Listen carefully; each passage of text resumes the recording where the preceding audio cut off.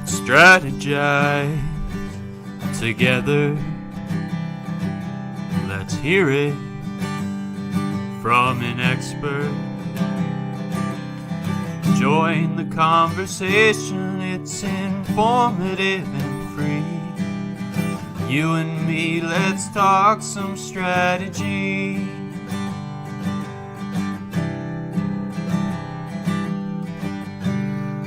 Now here's your host, Dorien Morin-van.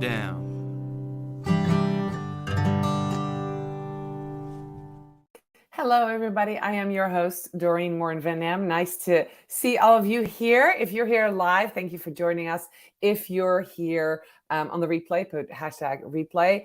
And if you're listening to Strategy Talks, as always, as a podcast, I want to welcome you. Today, we're going to talk about Facebook ads. But before we do, I want to do a quick shout out to our sponsor, Social Insider. As always, they are the intuitive dashboard for social media analytics, reporting, and competitors analysis for brands and agencies. If you need data for your social media, you need Social Insider. So we were in the back room, in the green room, my guest and I, and we were just chatting. So I'm just going to bring him up on screen because we were talking a mile a minute. And there he is, Azriel Rats. We are just talking Facebook ads and clients. And it was an incredible conversation. And then we looked at the clock and realized we were past the time of starting. So we are here. Azriel, welcome. How are you today? I'm doing well. Thank you for having me. I know you had to wake up kind of early for this. Yeah, no, that's fine. So Azriel Rats, who is he? They call him the king of Facebook ads.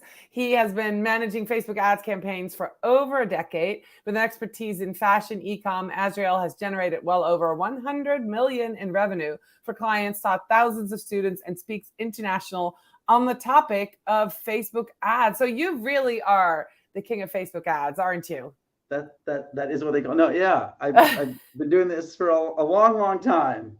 Yeah, so we were just chatting, and it's interesting. We all, those of us who've been in social media, and you know whether they're organic or paid, have been in this for a while. Some of us, and like you, like me, you have kind of evolved over the years. So you're really, your focus now is fashion e-com, right? E-commerce. Yeah. Correct. Yeah.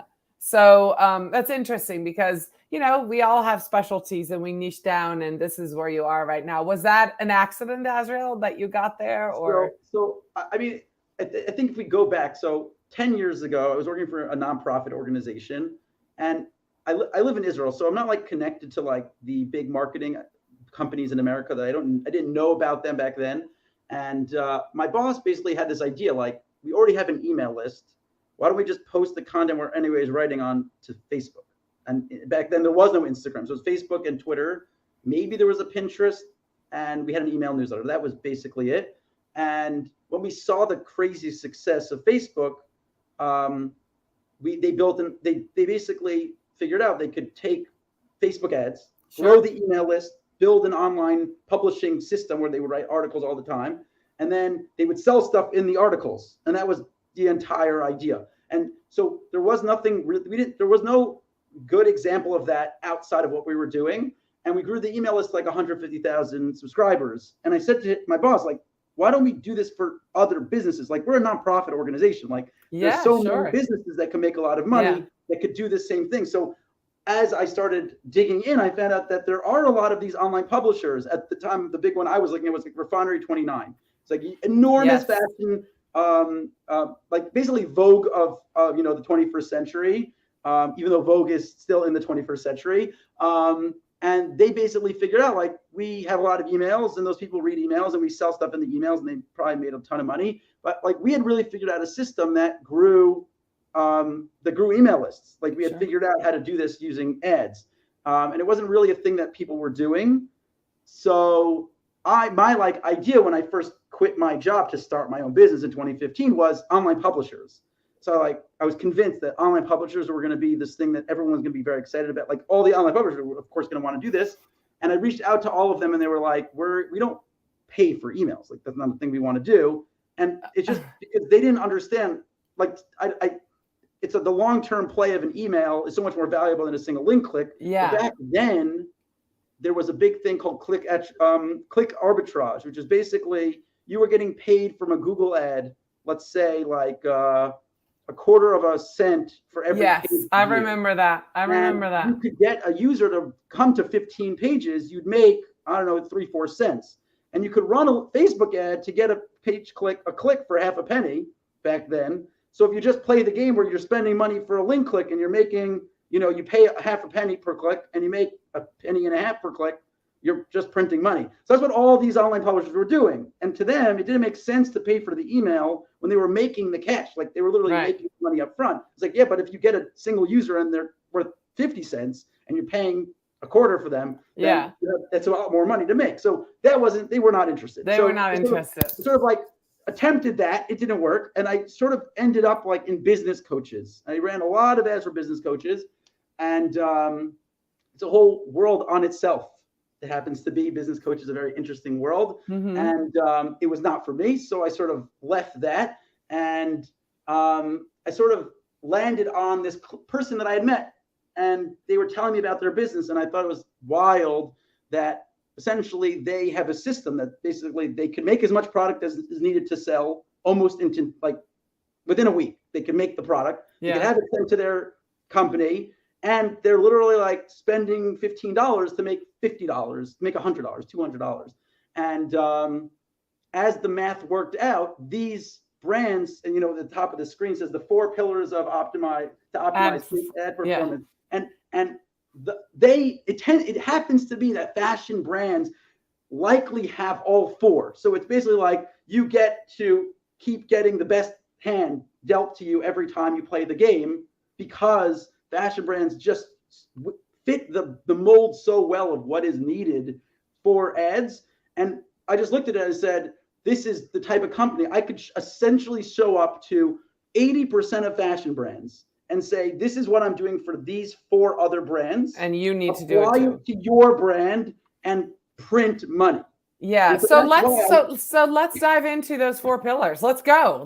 People are listening. People are watching. Let's go. What are those 4 pillars? Because I'm an organic specialist. People that are watching might be in marketing. They might be organic. They might do paid. You handle a lot of people's money, a lot of accounts, right? You spend a lot of money on ads. And before we get into the 4 pillars, one question: you do both Facebook and Instagram since they're integrated now. Correct. So you consider that like one product? It's one product. Yes. Yeah. Okay. So I just wanted to get that clear. If you're watching this, if you're listening, when we're talking about, Facebook ads or Meta, we're talking about both putting the ads on Facebook and Instagram. So 4 pillars. I actually find out that less and less people know that as I have conversations. Really? Yeah. That's interesting. Well, because they look so vastly different. Correct. Although if you set it up right, and this was going to be one of my questions, what do we need to set it up right? If you're new, we know that they belong in the same Meta suite, right? But a lot of people don't have them. That's one of the most frequently asked questions that I see in the online forums for social media managers. They get a new account, and this has nothing to do with the 4 pillars, by the way, but let's just get on this now real quick. They get onboarded as a new client and they can't add the Instagram account to the Meta suite, or they can't grab the page because somebody else owns it. What happened? When did this happen? And can you just explain like in 1 minute? Yeah. Complicated. Yeah. So Facebook realized that there were a lot of hands on any individual piece of business. And it's very likely that when you're like an enormous company and you have 1,000 people that need access to something, so each individual piece had to be able to like run on its own. So Facebook is like, we're going to build a suite. They call it Business Manager. And essentially what that allows the owner of the business, whoever's managing the business, to structure each individual piece on its own. So let's just give an example. Like imagine Starbucks, right? So Starbucks has thousands of different stores all over the world. And it's likely they're running, I don't know this for sure, but it's likely they're running pages in every single relevant language. Sure. And they have ad accounts for each company, each like little portion of their company that's running different languages. So if this guy Todd works for the French Starbucks, he does not need and should not have access to the German and the English and whatever other languages, and he should not have access to the other ad accounts.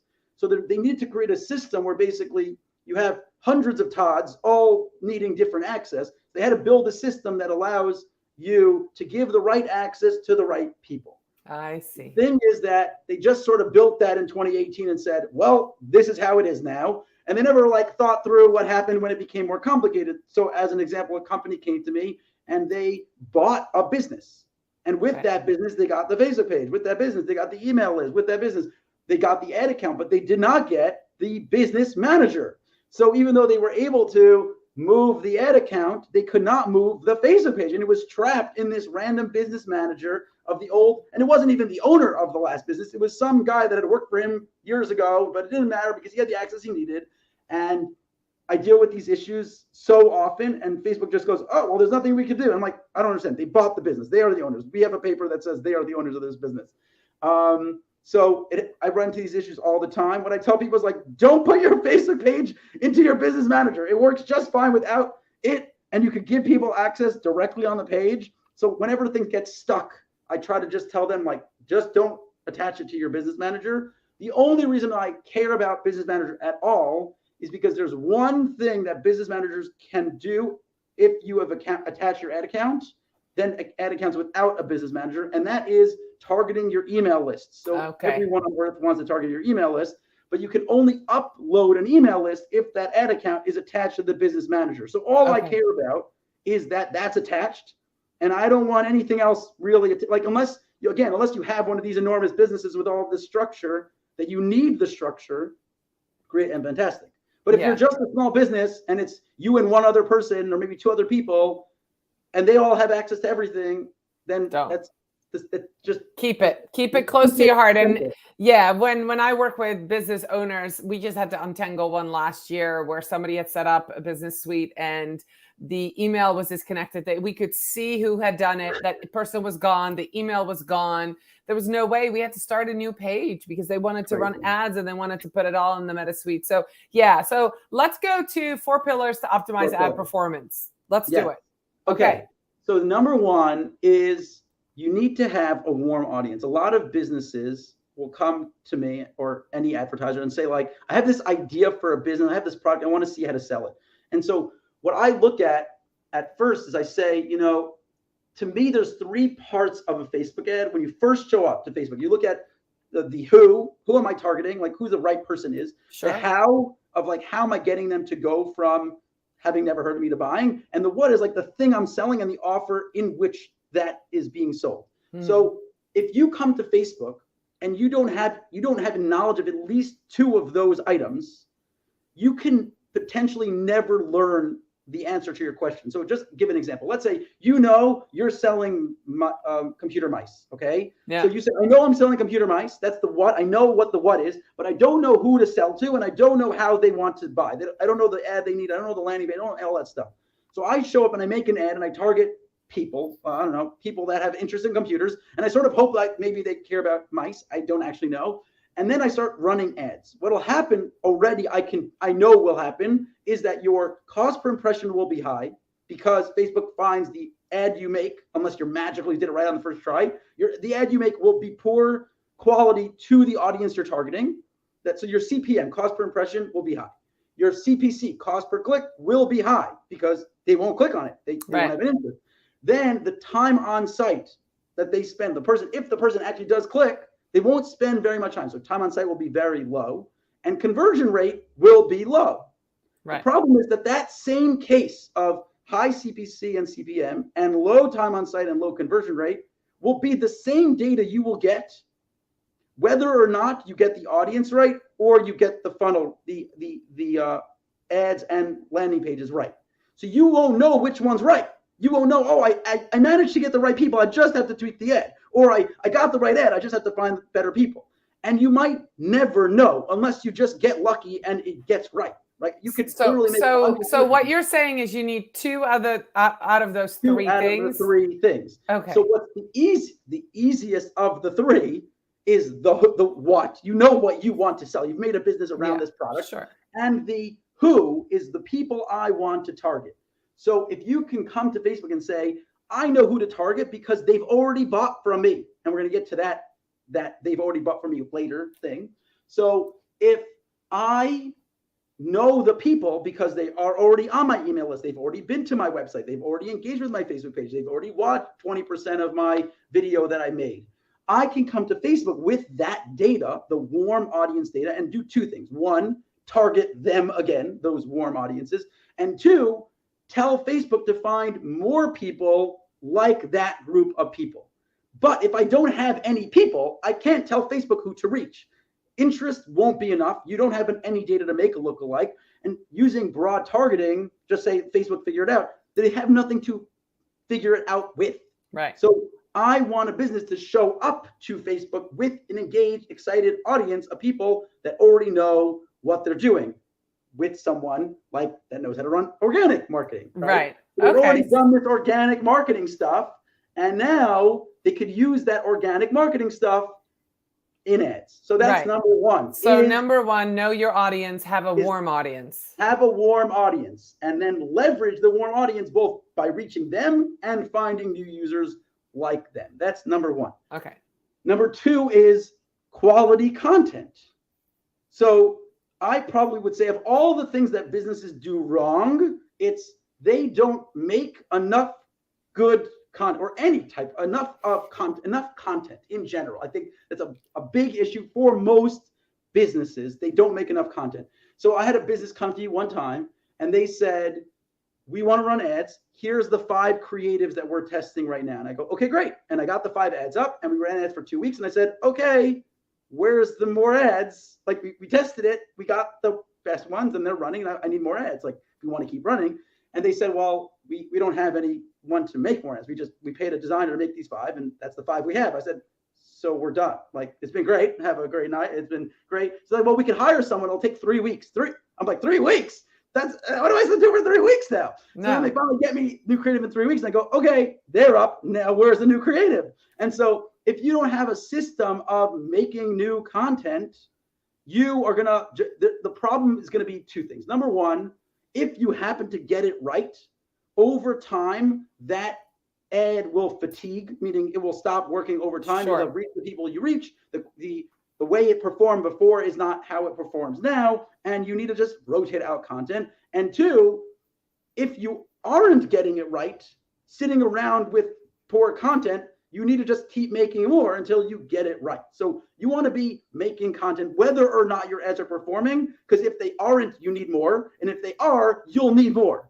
All right. So let me ask you a quick question here. I love this because I'm a content creator. So I totally get this. People hiring somebody for like 5 videos and then that's it. I've got 5 videos. Like, what can I do with 5 videos?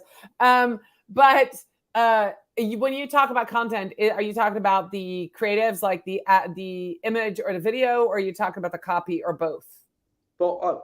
Yes, you need all of it, right? You need okay, all right. Yes. So just wanted to make clear, if somebody's watching, this is not just hiring a designer to create a video or an animated image or an image, but also a copywriter to write different copy, because you got to test a bunch of stuff. Right. All right. So 2 pillars. Two of the 4 so far. Okay, we've got about 12 minutes left, so let's go. Pillar 3. Pillar 3. So we got number 1 was the audience. Number 2. Number 3 is 2 parts. So number 3 is a proven product and a proven funnel. So this is where the how from the first step fits in, right? The how is, how are you getting this person to actually want to buy this product? So I had a person come to me, I don't know, like a year ago, and they had just designed a brand new product for their audience. So they had a ton of parents following them on social media, like 500,000 people following them that were parents. And they said, I'm making this product for parents. And they made a product and they announced it to those people, and none of them bought. Not a single one. 0 sales. They like designed it, created it, produced it, shipped it like to their inventory, and no one bought any of the products. So they came to me like, we want to run Facebook ads. And I said, to what? And they're like, to this thing. I'm like, no, you don't. That sounds terrible. Why would you want to do that? They're like, well, if we want to sell. I'm like, well, if you couldn't sell it to your people organically, you don't want to waste your money not selling it to them also through paid. So before you run your ads, you want to know the product is proven, that people actually want to buy this thing. This is something people want. This is so smart. This is like a piece of marketing advice, but a piece of business advice. Like, just because, and here's where people go wrong. And I'm just telling you, I'm talking to you, entrepreneur, Yeah. is that you often, and I include myself, we forget that we serve an audience. So it doesn't matter if you like the product or necessarily if you would use it. Everything you do when you design a product has to be keep in mind the ideal audience. What do they need? What do they want? What pain point are you addressing, and how will it make their life better? And if you keep thinking, well, I would use it this way, or I would use, you are one person. That's not a case study. I'm just putting it out there. It happens to be, I assume you are familiar at least with Alex Hormozi, like you've heard his name. Yeah. So I was listening to his podcast once, and he made a comment. He said, you know, when you start a business, you can sell anything you want. If your thing isn't selling, it just means you chose a hard thing to sell. You could easily sell an easy thing to sell. So I never thought about that. Like when someone started a business, they decided to sell a hard thing to sell. Like that's pretty dumb. So like I met this guy who sells like slime on the internet, right? And everyone loves slime. So he doesn't even need to run ads, and he's making tons and tons of money selling slime on the internet. Another guy I met, he sells samurai swords. So you actually can't run ads to samurai swords, but everyone wants to own a samurai sword. So he's like getting tons of people to buy samurai swords, and he's just making cool content about samurai swords on the internet, like cutting watermelons and lighting, like they like cook like meat on top of it on like as a stove or whatever. And so what Alex Hormozi was saying was like, you choose what you sell. Like you could sell an easier thing to sell. You just find a thing people want to buy, and then they want to buy it, which is like a funny thing to comment on. Like, people make a thing and hope people want to buy it. Don't hope anything. Like, find out if they want to buy it. Sell it first, and then, have a way of getting it to them after they want to buy it. Yeah. So, all right. Good point. Good point. We both see the same issues with people. Very interesting. All right. So you had a second part to that. Thing is, so you've proven the product. Have you proven the way to sell the product, the funnel itself? So the example I have here was actually back in my business coaching days, that a business coach came to me and she said, I want to sell this thing with ads. And I said, great. How many have you sold? She's like, I made $50,000 of them. I'm like, great. That's fantastic. So let's run ads for it. So she made a video. We made a landing page. We started sending traffic to it. And in like the first 2 weeks, we didn't get anything. We didn't get any sales. So I came to her and I said, like, well, what do you think's like wrong here? Like, we're getting the clicks. We're reaching your audiences. That makes sense. We're just not getting any sales. She said, well, I have no idea, but it's so nice to not get on sales calls. I'm like, what are you talking about? She's like, well, the way I made the last $50,000 was with sales calls. I'm like, okay, why did you stop that? She's like, well, I do Facebook ads now. I'm like, to what? What's it going to? It's going to a credit card page. And so she was selling a $3,000 product with a sales page that went to a credit card checkout. Instead of to a person who can have a phone call and nurture the lead. So she was like, well, yeah, now that we're running Facebook ads, we don't need sales. I'm like, no, you never sold with the sales page to a credit card checkout. You've always sold to a phone call, and then you sold it to them on the phone call. That's how you did it. Why did you change it? Like, she didn't inform me of this information before that we had run the ad. So essentially what happened was she was selling a proven product, but without the proven funnel, which was with her sales calls. So I said, like, stop trying to sell people a $3,000 item by swiping their credit card. You got to get them on the phone to get them to buy the stuff. So that's how you know the how that we spoke about from before, that we want to make sure that this is how people actually buy this thing. So look around, people are selling your thing. Your thing is probably not that unique. And that you look around and you see like, oh, other people are selling it. How are they selling it? What is the offer that they're doing? How are they finding those people? How are they selling those people? And just don't like literally copy their landing. Do not just like copy their landing pages, but like be inspired by how they're doing it, by doing it in a similar way. So that is number 3. And the fourth one, which is almost like, it sounded like a secret. I feel like people don't know this.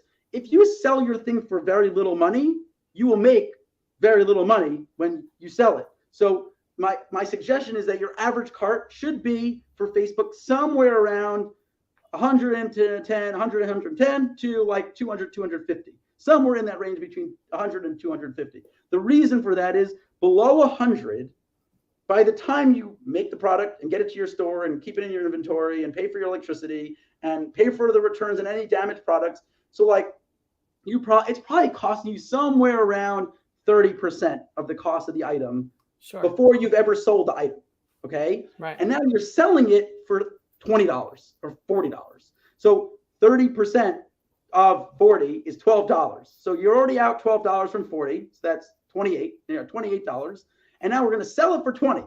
Okay. We're going to sell it for, let's just call it 20. You make $8. Congratulations, $8. Okay.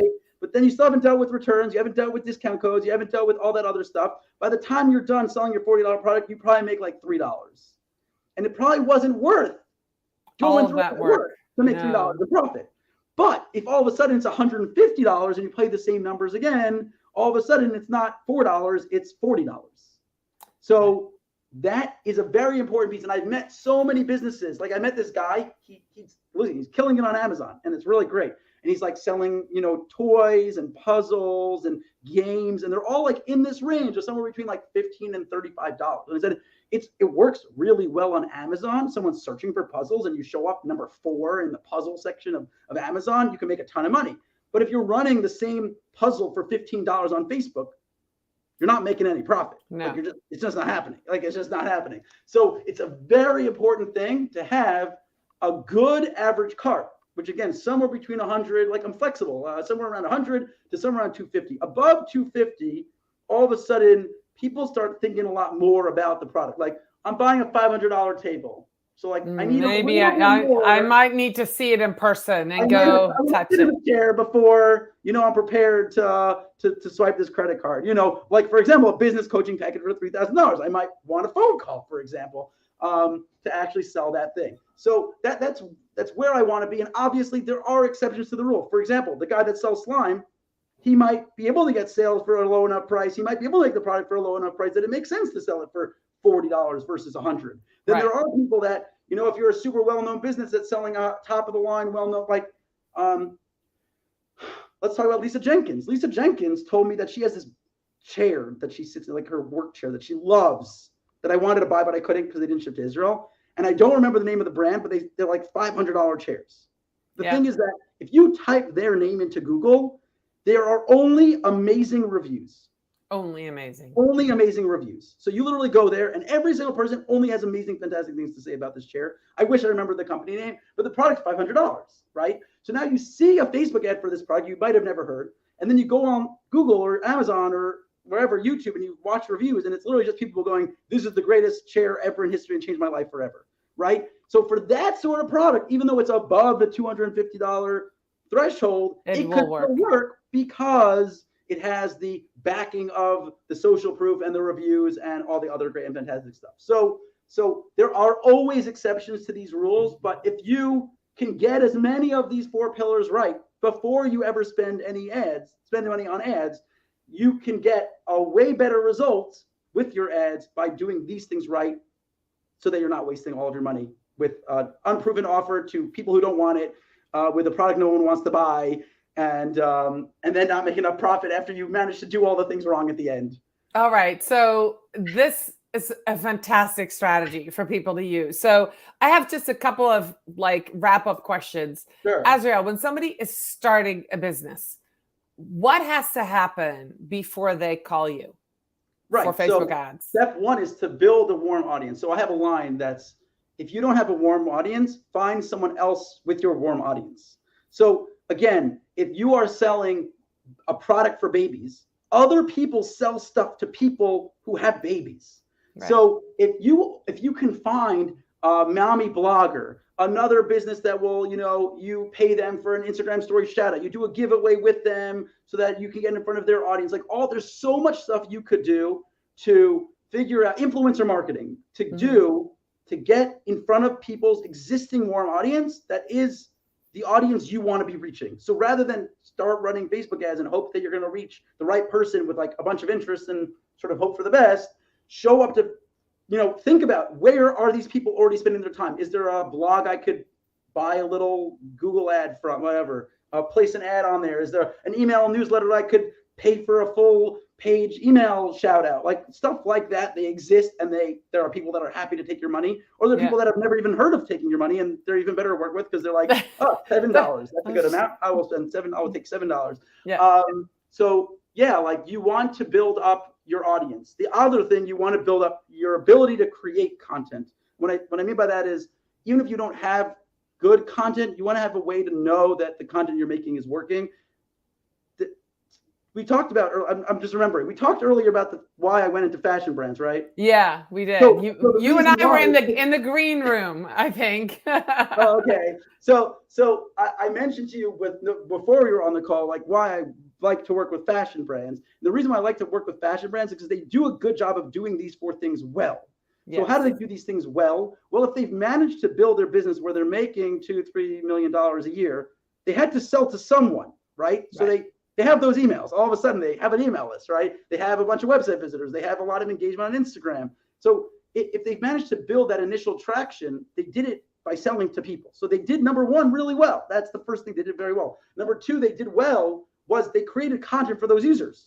And the people wanted that content because that's why they bought the product in the content that they used. And that's number 2. And then number 3 is they sold the product people wanted to buy, because even if the content's amazing and the people are the right people, if they don't want the product, you'll stop selling because there'll be enough negative reviews about your site. Trust me, I've worked with companies with bad reviews, and it is an uphill battle. And number 4 is they have a good average cart, because when you buy a dress, when you buy a handbag, when you buy jewelry, when you buy whatever it is, those things tend to be in that price range between $100 and $250. They add up. That actually was my last question. So when you talk about a cart being between, say, 110 and 250, that includes usually multiple items in a cart, right? Before checkout. And there's a lot of stuff that people could do, a lot of stuff businesses could do to either incentivize recurring sales or additional things like, I became friendly with a guy named Dorien who owns a company called Fondue.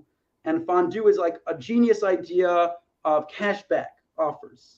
So essentially, you want to buy product in my store. If you pay $100 in my store, I'll give you $20 back. It incentivizes users to get to that higher number. So I haven't told you what the bundle is. I haven't told you what you need to buy, but if you get to 100, you get $20 back. And the same sort of thing happens. You buy $240, whatever it is. So it creates this incentive system to just put more stuff in your cart, and then you'll get cash back. And then hopefully you'll use that cash to buy more stuff from my site. That's super smart. That's super smart. So, hey, we're out of time. This is fascinating. Even though I work in organic, I love learning about this, because of course, a lot of my clients start out organic and eventually need Facebook ads. So knowing these are the pieces that they need. So if you're watching this and you're dipping your toe into social media, maybe you're an entrepreneur, maybe you have a new product coming out and you're thinking about eventually using ads to pump up the volume for selling, right? These are the 4 things that you need to do to get ready. And I think this has really been a great eye-opening conversation with you, Azriel. I appreciate your time to this afternoon for you, this morning for me, of being here and sharing this with my audience. Where can people find you on social? Where are you active? Well, I'm super active on Facebook. So if you're on Facebook, you connect with me on Facebook, tell them that you watch the show, because I have like over 900 Facebook friend requests. That just sort of happens. So if you are watching this and you want to connect with me, send me a message and tell me that you watch the show. Happy to connect, happy to answer any questions that you have. And I really appreciate you having me on here. That's awesome. Well, I will be back next week with another episode of Strategy Talks. Thank you for watching. Thank you for listening. And for now, have a great, wonderful week. Bye, everybody.